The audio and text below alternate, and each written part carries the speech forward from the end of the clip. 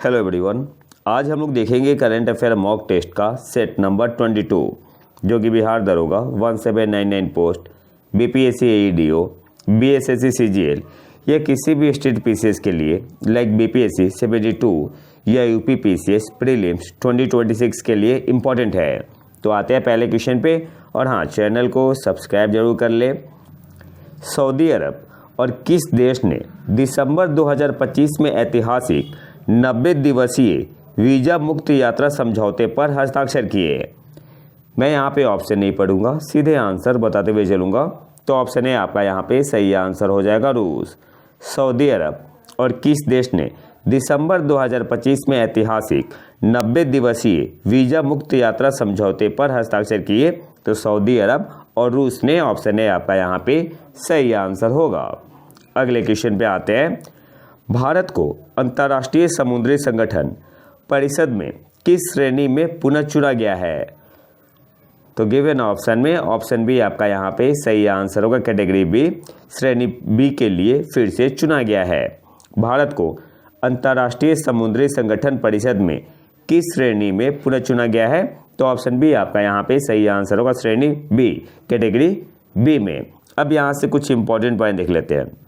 भारत को लंदन स्थित अंतर्राष्ट्रीय समुद्री संगठन की परिषद में श्रेणी बी में पुनः चुना गया है, जिसमें उन 10 देशों को शामिल किया जाता है जिनका अंतर्राष्ट्रीय समुद्री व्यापार में सबसे बड़ा योगदान होता है। भारत को कितने वोट मिले? तो भारत को 169 वैध मतों में से 154 मत प्राप्त हुए। तो ये भी आपसे एग्जाम में पूछ सकता है। और ये चुनाव कहाँ पे हुआ था? तो अंतर्राष्ट्रीय समुद्री संगठन की 34वीं महासभा हुई थी। कहाँ पे? लंदन में। तो यहाँ पे आपका ये चुनाव हुआ और परिषद का कार्यकाल 2026 से 27 के द्विवार्षिक अवधि के लिए होगा। अगले क्वेश्चन पे आते हैं। किस फिल्म को अंतर्राष्ट्रीय प्रतियोगिता खंड में सर्वश्रेष्ठ फीचर फिल्म चुना गया, जिससे उसे 56वें IFFI में प्रतिष्ठित गोल्डन पीकॉक पुरस्कार मिला? ये आपका क्या है? अंतर्राष्ट्रीय फिल्म महोत्सव है। तो सिंपली आपसे पूछ रहा है कि जो 56वां अंतर्राष्ट्रीय फिल्म महोत्सव हुआ कहाँ पे? ये आपका गोवा में हुआ था। तो इसमें गोल्डन पीकॉक पुरस्कार किस फिल्म को मिला? तो इस मूवी का नाम है skin of youth. Option A आपका यहाँ पे सही आंसर होगा। अब यहाँ से कुछ इंपॉर्टेंट पॉइंट देख लेते हैं। सबसे पहले जो स्किन ऑफ यूथ मूवी है, किस देश की मूवी है? तो वियतनाम की है। इसके डायरेक्टर कौन है? इसे लिखा किसने है और निर्देशित किसने किया है? तो उनका नाम है एस्ले मैफेयर। ये नाम भी याद रखना है। और इस मूवी को 56वें अंतर्राष्ट्रीय फिल्म महोत्सव में प्रतिष्ठित गोल्डन पीकॉक पुरस्कार से सम्मानित किया गया है। और इसमें 2 नाम है जिन्होंने एक्टिंग की है। तो उनका नाम क्या है? शान और नाम। ठीक है, तो ये नाम भी आपको याद रखना है। खैर ज़्यादा इंपॉर्टेंट है नहीं, बस मूवी का नाम याद रखना है, जिसे 56वें IFFI में प्रतिष्ठित गोल्डन पीकॉक पुरस्कार मिला। तो मूवी का नाम क्या है? Skin of youth. किस देश की मूवी है? तो वियतनामी मूवी है। और इसे लिखा और निर्देशित किसने किया है? तो एस्ले मैफेयर ने। इसके अलावा मराठी फिल्म गोंधल के निर्देशक संतोष दावाखर को सर्वश्रेष्ठ निर्देशक का सिल्वर पीकॉक पुरस्कार मिला। तो अगर आपसे एग्जाम में पूछ ले कि सर्वश्रेष्ठ निर्देशक का सिल्वर पीकॉक पुरस्कार किसे मिला है, तो मराठी फिल्म है गोंधल, इसके निर्देशक है संतोष दावाखर। इसके अलावा स्पेनिश फिल्म अ पोएट के मुख्य अभिनेता ओबेइमार रियोस को सर्वश्रेष्ठ पुरुष अभिनेता का सिल्वर पीकॉक पुरस्कार मिला। तो सर्वश्रेष्ठ पुरुष अभिनेता का सिल्वर पीकॉक पुरस्कार किसे मिला? तो उनका नाम क्या है? ओबेइमार रियोस। और किस मूवी के मुख्य अभिनेता है? तो स्पेनिश फिल्म है अ पोएट के मुख्य अभिनेता है। अगले पॉइंट पे आते हैं। स्लोवेनियाई फिल्म लिटिल ट्रबल गर्ल्स की मुख्य अभिनेत्री जारा सोफिया ओस्तान को सर्वश्रेष्ठ महिला अभिनेता का सिल्वर पीकॉक पुरस्कार मिला। तो सर्वश्रेष्ठ महिला अभिनेता का सिल्वर पीकॉक पुरस्कार किसे मिला? तो जारा सोफिया ओस्तान को। इसके अलावा स्पेशल जूरी अवार्ड किसे मिला?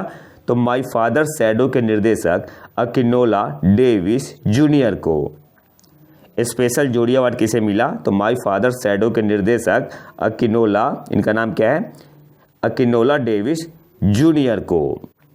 अगले पॉइंट पे आते हैं, फारसी फिल्म है माई डॉटर्स हेयर, शॉर्ट में रहा है। तो जो फारसी फिल्म है माई डॉटर्स हेयर्स के लिए हेशम फरहामंद और एस्टोनियाई फिल्म फ्रैंक के लिए टोनी स्पिल को संयुक्त रूप से सर्वश्रेष्ठ नवोदित फीचर फिल्म का निर्देशक पुरस्कार मिला। तो सर्वश्रेष्ठ बेस्ट डेब्यूट फीचर फिल्म का निर्देशक पुरस्कार किसे मिला? तो संयुक्त रूप से दिया गया है, एक है हेशम फरहामंद और दूसरे है टोनी स्पिल। अगले पॉइंट पे आते हैं, हिंदी फिल्म केसरी चैप्टर 2 के निर्देशक करण सिंह त्यागी को भारतीय फीचर फिल्म के सर्वश्रेष्ठ नवोदित निर्देशक का पुरस्कार से सम्मानित किया गया। अगर हिंदी फिल्म की बात करें तो हिंदी फिल्म केसरी चैप्टर 2 के निर्देशक करण सिंह त्यागी को भारतीय फीचर फिल्म के, ये पॉइंट याद रखना है, भारतीय फीचर फिल्म के सर्वश्रेष्ठ नवोदित निर्देशक का पुरस्कार से सम्मानित किया गया। और सर्वश्रेष्ठ वेब सीरीज का पुरस्कार किसे मिला? तो बंदिश बैंडिट्स सीजन 2 को। और जो सबसे इम्पोर्टेंट है कि ICFT यूनेस्को गांधी मेडल से किस मूवी को सम्मानित किया गया है? तो 56वां भारतीय अंतर्राष्ट्रीय फिल्म महोत्सव हुआ, कहाँ पे हुआ? गोवा में हुआ। तो इसमें ICFT यूनेस्को गांधी मेडल से किसे सम्मानित किया गया है? तो आपका नॉर्वे की मूवी है सेफ हाउस को, ये इंपॉर्टेंट है। और इसे निर्देशित किसने किया है? एरिक स्वेंसन ने।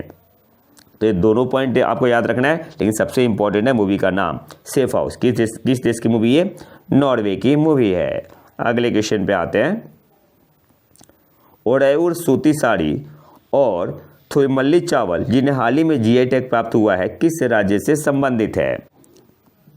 तो गिवन ऑप्शन में ऑप्शन डी आपका यहाँ पे सही आंसर होगा, तमिलनाडु। हाल ही में तमिलनाडु के 5 प्रोडक्ट को GI टैग मिला है, जिससे अब तमिलनाडु में टोटल GI टैग कितने मिल गए हैं? तो 74। हालांकि ये इंपॉर्टेंट नहीं है, बदलते रहता है। और वो 5 GI टैग किसे दिया गया है? तो तमिलनाडु के 5 उत्पाद है, ओडायूर सूती साड़ी, कविंदपति नट्टू सक्कड़ाई, नमक्कल मक्कल, पथिरंगल साबुन का बर्तन है, पारंपरिक थुयामल्ली चावल की किस्म और अम्बा समुद्रम चोपू समन, ये लकड़ी का खिलौना है। तो इसे GI टैग प्राप्त हुआ है। और ये सारे के सारे जो 5 आपका है, ये आपका किस राज्य से इनका संबंध है? तो तमिलनाडु से। अगले क्वेश्चन पे आते हैं, अभ्यास एक्वेरिन 2025 भारत और किस देश के बीच आयोजित किया जाता है? तो जो एक्सरसाइज एक्वेरिन है, ये आपका किस टाइप का एक्सरसाइज है? तो मिलिट्री एक्सरसाइज है, जो कि भारत और मालदीव के बीच होता है। तो ऑप्शन सी आपका यहाँ पे सही आंसर होगा।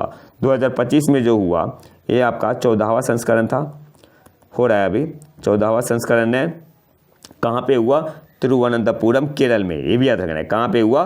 तिरुवनंतपुरम केरल में। और ये आपका ज्वाइंट मिलिट्री एक्सरसाइज है।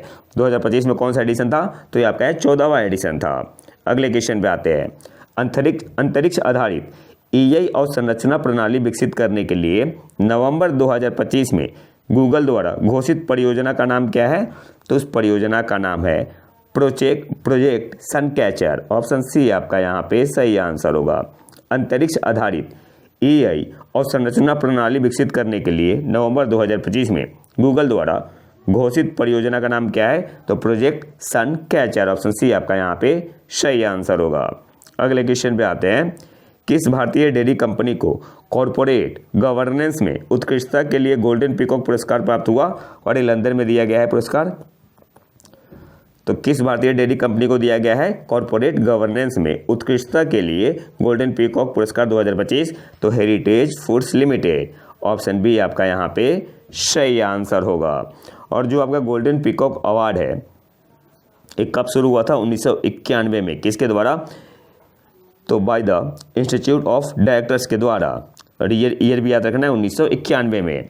अगले क्वेश्चन पे आते हैं, नवंबर 2025 में संयुक्त राज्य अमेरिका यानी USA ने किस देश को आधिकारिक तौर पर प्रमुख गैर नाटो सहयोगी के रूप में नामित किया है? तो सऊदी अरब को ट्रंप ने किया है। ऑप्शन ए आपका यहाँ पे सही आंसर होगा।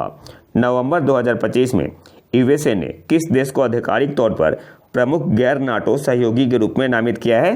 तो ऑप्शन ए आपका यहाँ पे सही आंसर होगा, सऊदी अरब। अगले क्वेश्चन पे आते हैं, भारत में 72 वर्षों के बाद बांस झींगा की पुनः खोज कहाँ की गई? एटियोपोसिस स्पिनिप्स की पुनः खोज कहाँ की गई? तो ये आपका क्या है, वहाँ झींगा है, एक मछली टाइप का है, यहाँ पे पिक्चर में देख सकते हैं। तो ये आपका मिला है 72 वर्षों के बाद कर्नाटक और उड़ीसा दोनों में। ऑप्शन सी आपका यहाँ पे सही आंसर होगा। और कहाँ के रिसर्चर ने इसे खोजा है? तो centre for climate change studies in Chennai के Sathyabama institute of science and technology. और ये कहाँ पे डिस्कवर किया गया है? बैम्बू श्रिम्प को तो कर्नाटक और उड़ीसा। तो ऑप्शन सी आपका यहाँ पे सही आंसर होगा। अगले क्वेश्चन पे आते हैं। आरबीआई ने 2 दिसंबर 2025 को जारी एक नोटिस में पिछले वर्ष की तरह ही बकेटिंग संरचना को बरकरार रखते हुए 2025 ढांचे के तहत घरेलू प्रणालीगत रूप से महत्वपूर्ण बैंकों, शॉर्ट में इसे बोलते हैं डीएसआईबी। डीएसआईबी का मतलब क्या हुआ? डोमेस्टिक सिस्टमेटिकली इंपॉर्टेंट बैंक्स के रूप में किस बैंक की पुष्टि की है? तो डीएसआईबी में आपका 3 बैंक है, एक है एसबीआई, फिर दूसरा आपका है आईसीआईसीआई और तीसरा आपका है एचडीएफसी। तो एसबीआई भी है, आईसीआईसीआई भी है और एचडीएफसी भी है। तो ऑप्शन डी आपका यहाँ पे सही आंसर हो जाएगा। और अब यहाँ से कुछ इंपॉर्टेंट पॉइंट देख लेते हैं। सबसे पहले डीएसआईबी का मतलब क्या हुआ? डोमेस्टिक सिस्टमेटिकली इंपॉर्टेंट बैंक्स हुआ। और इसमें आपका 3 बैंक है, स्टेट बैंक ऑफ इंडिया है, एचडीएफसी बैंक है और आईसीआईसीआई बैंक है। अच्छा, एक पॉइंट और याद रखना आपको, जो स्टेट बैंक ऑफ इंडिया है इसे बकेट 4 में रखा गया है, एचडीएफसी को बकेट 2 में और आईसीआईसीआई को बकेट 1 में। और जो डीएसआईबी फ्रेमवर्क है इसे कब इंट्रोड्यूस डीएसआईबी फ्रेमवर्क को कब आपका इंट्रोड्यूस किया गया था? 2014 में। और सबसे पहले इसमें एसबीआई आपका आया था, एसबीआई आया था 2015 में, फिर 2016 में आपका आया था इसमें डीएसआईबी में आईसीआईसीआई बैंक और 2017 में एचडीएफसी ने ज्वाइन किया था। तो 3 ही बैंक है। अगले क्वेश्चन पे आते हैं। भारत का डेविस कप कप्तान फिर से किसे नियुक्त किया गया है? तो ऑप्शन सी आपका यहाँ पे सही आंसर होगा, रोहित राजपाल को।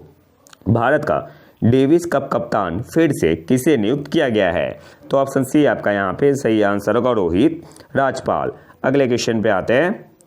भारत ने अपने 24 MH-60 सी हॉक नौसैनिक हेलीकॉप्टरों के बेड़े को समर्थन देने के लिए किस देश के साथ $946 मिलियन के सतत समझौते को अंतिम रूप दिया है? देखो, क्वेश्चन आपसे सिंपली पूछ रहा है कि भारत किस देश से 24 MH-60 सी हॉक नौसैनिक हेलीकॉप्टर खरीद रहा है और कितने का समझौता हुआ है? तो $946 मिलियन का, तो अमेरिका से। ऑप्शन ए आपका यहाँ पे सही आंसर होगा। और जो आपका MH-60 सी हॉक हेलीकॉप्टर है तो इसे कौन प्रोड्यूस करता है? तो लॉकहीड मार्टिन। ये भी पूछ सकता है। तो उस कंपनी का नाम क्या है? तो जो हेलीकॉप्टर 24 MH-60 हेलीकॉप्टर प्रोड्यूस किसके द्वारा किया जाता है? तो लॉकहीड मार्टिन के द्वारा। ये यहाँ से भी आपसे पूछ सकता है कि कौन बनाता है। अगले क्वेश्चन पे आते हैं। यूरोपीय संघ ने रूसी गैस आयात को समाप्त करने के लिए किस वर्ष की समय सीमा तय की है? तो 2027। ऑप्शन डी आपका यहाँ पे सही आंसर होगा। इसको बोलेंगे लेट 2027, मतलब नवंबर तक, लेट 2027। हालांकि 2 देशों ने इसका विरोध किया, अपोज किया है।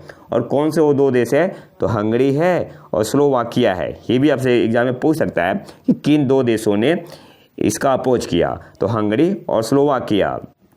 अगले क्वेश्चन पे आते हैं। ऑक्सफोर्ड यूनिवर्सिटी प्रेस द्वारा किस शब्द को वर्ष 2025 का शब्द चुना गया? तो रिच बैट। ऑप्शन बी आपका यहाँ पे सही आंसर होगा। ऑक्सफोर्ड यूनिवर्सिटी प्रेस ने 2025 के लिए रिच बैट को वर्ष का शब्द चुना है, जो डिजिटल व्यवहार को आकार देने में उत्तेजक ऑनलाइन सामग्री के बढ़ते प्रभाव को दर्शाता है। और कैम्ब्रिज डिक्शनरी ने किसे चुना है? तो पैरासोशल को। और कोलिश डिक्शनरी ने किसे चुना है वर्ड ऑफ द ईयर? तो वाइब कोडिंग। अगले क्वेश्चन पे आते हैं। हाल ही में किस देश ने दोपहर में शराब की बिक्री पर लंबे समय से लगे प्रतिबंध को औपचारिक रूप से हटा दिया है, जो सख्त शराब नियमों के लिए जाने जाने वाले देश में एक महत्वपूर्ण नीतिगत बदलाव है? तो थाईलैंड। ऑप्शन सी आपका यहाँ पे सही आंसर होगा। बाकी कुछ इंपॉर्टेंट है नहीं, बस ये देश का नाम याद रखना है। कौन सा देश है? थाईलैंड है। अगले क्वेश्चन पे आते हैं। 2025 में विश्व एथलीट ऑफ द ईयर पुरुष में किसे नामित किया गया है? तो जो विश्व एथलीट ऑफ द ईयर का अवार्ड दिया गया है 2025 का, पुरुष में किसे दिया गया है? आर्मन डुप्लांटिस को। ऑप्शन ए आपका यहाँ पे सही आंसर होगा।